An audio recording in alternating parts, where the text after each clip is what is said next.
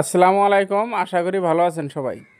আমি সুপারি গাছের চারা উঠিয়ে আবারও নতুন করে লাগাইলাম। ভিডিওটা সম্পূর্ণ দেখেন, ভালো কিছু আইডিয়া পাবেন। ভিডিওটা শেয়ার করে সবাই সাথে থাকবেন বলে আশা করি। তো আমি এই যে চারা খুনে যে উঠাইতেছি কাছি দেখাই ডেকেটে, এনে 200 চারা ছিল। আমি 35 মিনিট সময়ের মধ্যে 200 চারা উঠাইছি।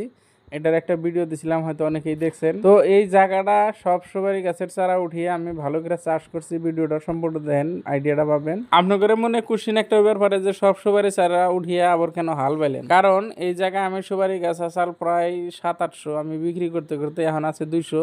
এই 200-র জন্য সারা ক্ষেত আটকা থাকে, তার জন্য সব উঠিয়ে দিলাম। এই যে আপনারা দেখতেছেন আমার আব্বা হাল বাইতেছে।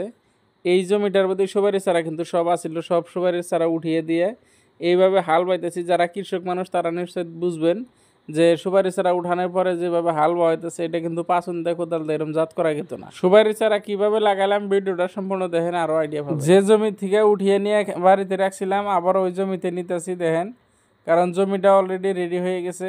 আমি কিন্তু হুকনা চাষ করার পরেও আবার বৃষ্টি এলো, তারপরেও কিছু পাম্প দিয়ে পানি দিছি, দিয়ে আবারও কেদা চাষ করছি আমার ওই গাড়ি দিয়ে। তো কেদা চাষ করার ভিডিওটা বানাবার পারি নাই, অতিরিক্ত বৃষ্টি আসল, ওই সময় মোবাইল ধরার কোনো মানুষ ছিল না। তো যাই হোক, আমি কিন্তু ক্ষেতটা অলরেডি রেডি করছি। এনে 2 ধরনের সুপারি চারা লাগামো।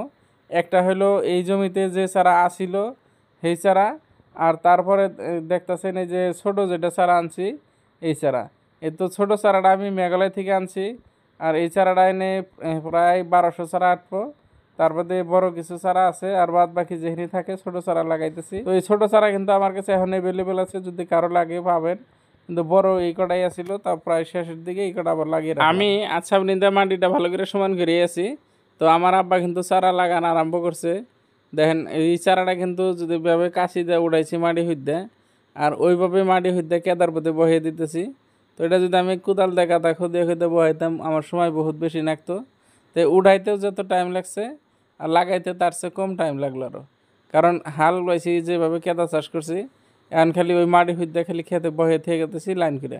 তো এনেই কোনো পরিশ্রম গেতেছে না ওইরকম। কিন্তু যদি এটা আমি অল্প অল্প করে উঠিয়ে রাখতাম, হুকনার মধ্যে আবারও লাগাইতাম, নাইবা আমি ওই সুপারি গাছের মাঝে মাঝে যদি নতুন এই ছোটো চারাটা লাগাইতাম, আমার সময় বহুত গেত এবং পরিশ্রমও বহুত হইতো। তার জন্য সহজ একটা আইডিয়া, মাটি হইতে উঠাইছি আর কেদার মধ্যে লাগাইতেছি।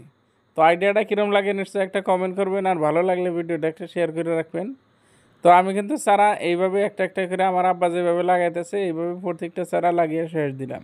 আবারও দেখেন যেভাবে মাটি হইতে উঠাইছিলাম ওইভাবে মাটি হইতে কেদার মধ্যে বহে থেকে গেতেছি। তো সুপারি গাছের চারাটা লাইন বাই লাইন করে রাখছি। আমরা যে এইভাবে সুপারি চারা লাগাইলাম, হয়তো ভিডিওর মধ্যে দেখতেছেন, বাস্তবে কেউ দেখছেন না নাই, বা আপনারা কীভাবে সুপারি চারা লাগান, বা এটা কিন্তু সবাই জানেন যে সুপারি গাছের চারা প্রত্যেক বছর হরিয়া হরিয়া লাগান লাগে। তাহলে কিন্তু সুপারি গাছ কোনো খাড়ো থাকতেই সুপারি ধরে। তো এটাই অনেকেই জানেন, হয়তো যদি কেউ জানেন না আইডিয়াটা নেন। আপনার যদি সুপারি গাছ আছে তো এরকম করে প্রত্যেক বছর হরিয়া হরিয়া লাগাবেন। দেন আমার এনে সুপারি গাছ যেটা আসিল একবারে ঘাস দিয়ে বাছরাও সাইজে গেছিলো। আর ওই খাতের সুপারি গাছ কিনা সব উঠিয়ে এইরকমভাবে হাল বাইছি, তারপরে আবার কেদা করছি, তারপরে কেদা করার পরে আবারও সুপারি গাছ কিনা লাগাইতেছি। দেন কত সুন্দরভাবে লাগাইতেছি, আর এরমভাবে লাইন করে লাগাইছি, বড়ডি এক সাইডে তারপরে ছোটোডি, এইভাবে লাগাইলে ছোটোর মধ্যে হয়ে গেতেছে। তো এই যে এই জায়গায় কিন্তু সব সুপারি গাছের চারা আমি আইনে রাখছিলাম, আর এন থেকে নিয়ে নিয়ে খেতে কাটতেছি, কারণ আমি শ্যামার মধ্যে থুয়ে দিয়েছিলাম, ওই হিসাবে এনে নিয়ে কাটতেছি। আর আজকে এরকম একটা দিন, মানে চাষ করার সময় মানে সুপারি গাছ আজকে গাড়া নিয়ত করছি। তো এই টাইমে এত বৃষ্টি, কতক্ষণ পরে পরে বৃষ্টি আসে, কতক্ষণ পরে পরে বৃষ্টি আসে। তো আমি যখন থেকে চাষ করলাম তখন থেকে বৃষ্টি আরম্ভ হইয়া এই পর্যন্ত বৃষ্টি হয়েই আছে, বা আমি সুপারি গাছ গাইরা শেষ দেওয়া পর্যন্ত বৃষ্টি হয়েই আসিল। তো দেন এটাও যদি ভালো লাগে নিশ্চয়ই একটা শেয়ার করবেন।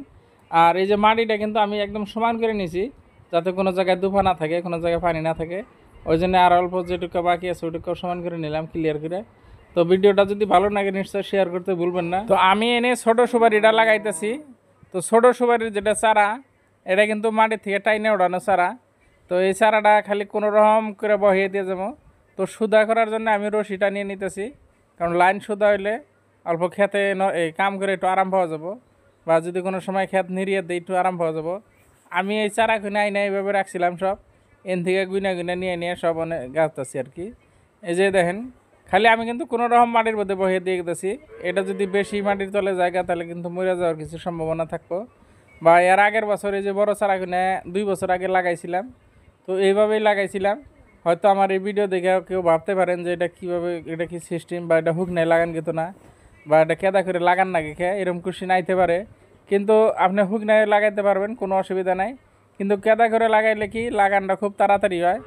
আর যেহেতু শিবালা বস্তু, কেদার মধ্যে দেওয়ার লগে লগে মানে মাটির সাথে খুব তাড়াতাড়ি কালেকশন হয়। তো ওই জন্য আমি যে কোনো শিবালা বস্তু সবসময় কইয়ে থাকি, নিজেরাও বা মানুষেরাও কই যে মাটির লগে তাড়াতাড়ি লাগাবার চাইলে কেদা করে কারেন, ওটাই বেশি ভালো হবো। তো ওই যে আমি কিন্তু এনে ছোটো ছোটো কত পোয়ালা আছে ওনাও লাগাইতেছি, কত বড় পাতালা হয়েছে সব লাগাইতেছি। আর আমি একদম ওই সাইডের থেকে এই সাইড পর্যন্ত বহুত কটা চারা লাগিয়ে দিলাম। আর এই চারা কিনে দেখেন যে প্রত্যেকটা চারাই সুদা করে খালি বহে দিয়ে গেতেছি, যে একটার পর একটা যেন সিরিয়াল বরিয়া করে থাকে আর কি। আর এই যে দেখেন কত কিনা কিন্তু বাতাসে এলিয়ে ফালিয়ে দিতেছে। আর এই এলিয়ে ফালিয়ে দেওয়াটা আবারও উঠিয়ে সিধা করে দেওয়া লাগবো, কারণ বাতাসটা খুব অতিরিক্ত বাতাস। ওই দেখেন আমার নেপিয়ার গাছ কিনা কীরকম হেলতেছে বাতাসে। তো এই বাতাসে এলার জন্য কিন্তু এই যে আবার 2-1টা সুদা করে দেওয়া লাগবো।